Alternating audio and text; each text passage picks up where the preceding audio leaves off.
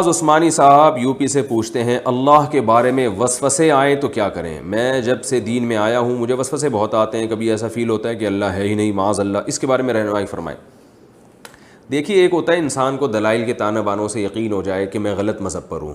وہ تو ظاہر ہے کفر ہے، کیونکہ دلائل جب اس میں غور کریں گے تو اللہ ہی سمجھ میں آئے گا، اللہ کا ہونا ہی سمجھ میں آئے گا، اللہ کا نہ ہونا سمجھ میں نہیں آئے گا۔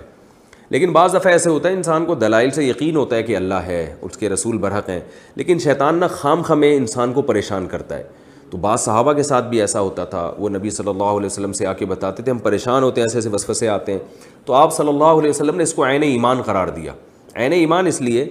کہ یہ پریشان ہونا اس کی علامت ہے کہ آپ کا اللہ پر ایمان ہے، تبھی تو آپ پریشان ہو رہے ہیں کہ یار مجھے اللہ کے بارے میں ایسے سوالات کیوں آ رہے ہیں۔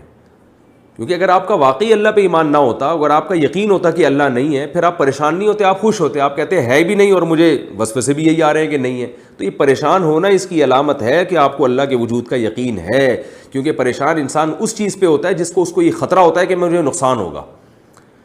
اور آپ کو یہ خطرہ لگ رہا ہے کہ کہیں اس کی وجہ سے اللہ مجھے جہنم میں نہ ڈال دے، تو اس کا مطلب آپ کو اللہ کا بھی یقین، جہنم کا بھی یقین ہے۔ تو اب جو یہ وسوسے آ رہے ہیں ان کا علاج یہ ہے کہ ان کو لفٹ کرانا چھوڑ دیں۔ آپ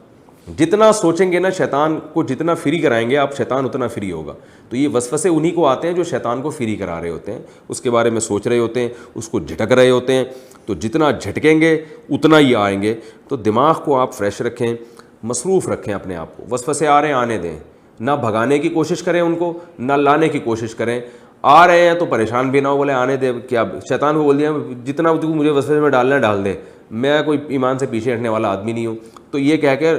جو ہے نا وہ اعوذ باللہ من الشیطان الرجیم بھی پڑھ لیا کریں